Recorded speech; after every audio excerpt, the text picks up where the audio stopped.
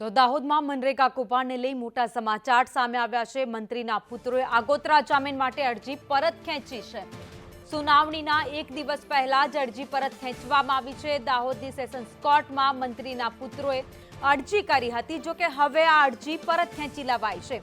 કિરણ અને બળવંત ખાબડે અરજી પરત ખેંચતા અનેક અટકળો પણ અત્યારે દેખાઈ રહી છે।